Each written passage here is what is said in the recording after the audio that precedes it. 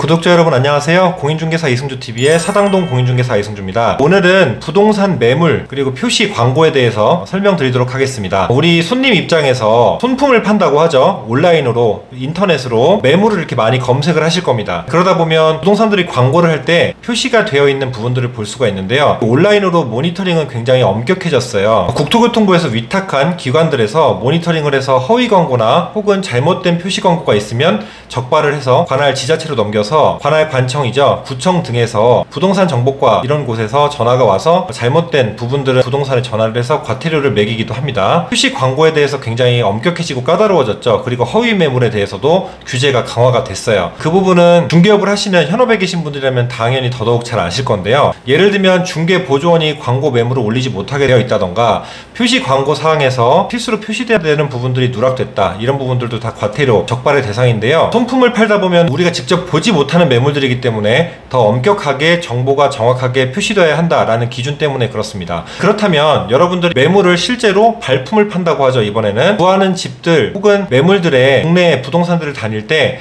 부동산 사무실 앞에 혹은 유리에 전면에 이렇게 광고처럼 매물장이 붙여져 있는 걸 보실 수가 있을 겁니다. 저희 사무실에도 이렇게 벽보 매물장이라고 하는 매물장들을 제가 아크릴 통해서 매물들을 교체하고 광고를 하기도 하는데요. 실제로 오가시는 분들이 굉장히 많이 보시고 서서 보시면서 시세 혹은 매물들에 관해서 파악을 하시곤 합니다. 이렇게 온라인 광고에는 표시 기준이 엄격한데 우리가 돌아다니면서 보시면 잘 아실 텐데 사무실 내부에 벽보를 부착한 표시 광고들에는 어떤 조건인지 그 해당 부동산에 관련된 정보 등이 자세히 나와 있지 않습니다. 그러면 여기서 의문을 품을 수 있겠죠. 매물에 대한 표시 광고가 강화됐는데 벽보 매물장들에는 정확한 정보 혹은 구체적인 정보가 적혀 있지 않아도 괜찮을까? 라는 질문을 가질 수가 있겠죠. 자, 그래서 이 부분에 대해서 답변을 드리고자 하고요. 중개업을 하시는 분들 혹은 개업을 준비하시는 분들도 오늘 영상을 참고하시면 많은 도움이 될 것 같습니다. 중개대상물 표시 광고 가이드북이라는 책자가 있어요. 관할 지자체에서도 배포를 하기도 하고요. 검색을 해도 열람할 수가 있는 내용들인데요. 여기 중에 한 부분을 제가 캡처해서 보여드릴게요.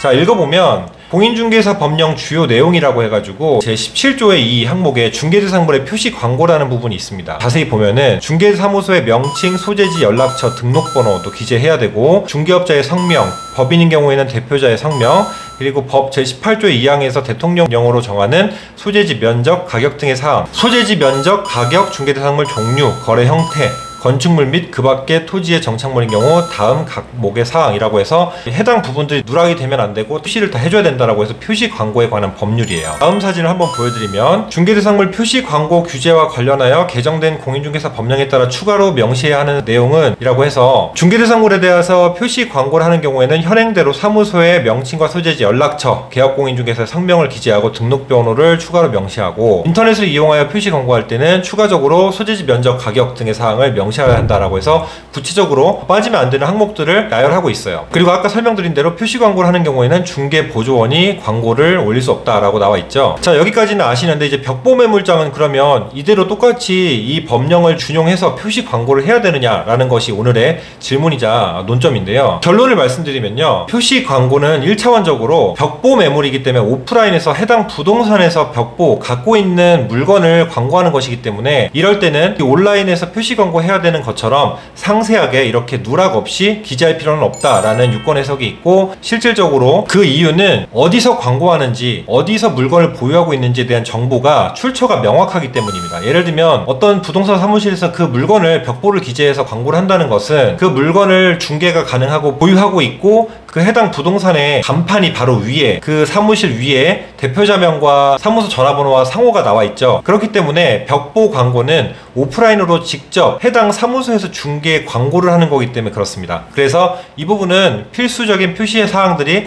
꼭 다 기재되지 않아도 과태료 대상이나 적발 항목이 아니다 라는 부분을 여러분들께 말씀을 드릴 수 있을 것 같습니다. 중개대상물 표시 광고 가이드북에 실제로 질의에 대한 유권 해석을 답변을 제가 가지고 왔는데요. 캡처본을 띄워드릴게요. 보시면 중개사무소 내부 쇼윈도라고 하기도 하는데 표시 광고의 경우에도 중개사무소 명시사항 등을 기재해야 하는지 오늘의 논점이 명확하게 질의가 되어 있죠. 실질적으로 우리와 같은 질문을 갖고 계신 분들이 당연히 있었겠죠. 답변을 보면은 중개사무소 내부의 광고, 종이나 전광판 등으로 하기도 하죠. 거래 당사자가 중개사무소를 직접 방문하는 등 소비자 피해가 적어 동규정 위반 사항을 적용 제외함이라고 되어 있습니다. 제가 아까 말한 이야기와 같은 맥락으로 볼 수가 있는데요. 어떤 사무소에서 어떤 매물을 광고하는지가 명확하게 나와 있기 때문에 온라인처럼 직접 대면하지 않은 상황에서 정확한 정보 확인하기 어려운 상황이 아니라 해당 오프라인에서 벽보를 기재하는 거기 때문에 명백히 필수 정보를 다 기재하지 않아도 누락이나 과태료 적발 대상이 아니다 라고 보면 될 것 같아요.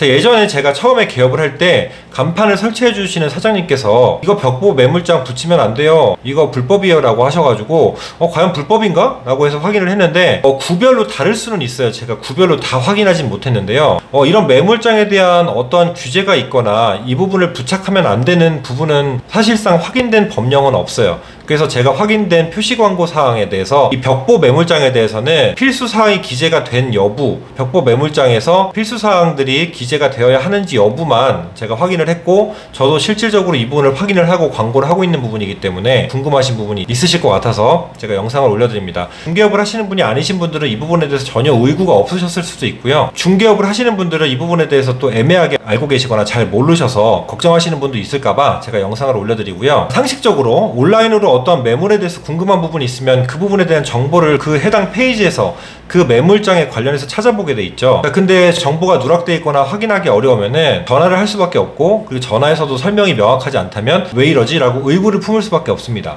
그런데 오프라인에서 지나다니시면서 해당 사무소에서 벽보 매물장이 있을 때는 더 궁금한 부분이 있으면 어떡하죠? 그 사무실 들어가죠. 들어가서 직접 저 벽보 매물에 대해서 궁금한 부분이 있는데요 라고 물어보시잖아요. 혹은 문이 닫혀 있으면 그 부동산 전화번호가 있으니까 부동산에 직접 저 여기 사무실 앞인데요, 이 매물에 관해서 궁금해서요 라고 물어보잖아요. 그래서 바로 확인이 가능하기 때문에 이 부분에 대해서는 피해가 적을 확률이 크다라고 해서 온라인처럼 표시 광고에 대한 명확한 기재사항들을 다 나열할 필요가 없다라고 유권 해석을 하고 있다는 부분 여러분들께 설명을 드립니다. 자, 오늘 내용 여기까지 설명드리고요. 다음 영상에서 또 유익한 영상으로 찾아오도록 하겠습니다.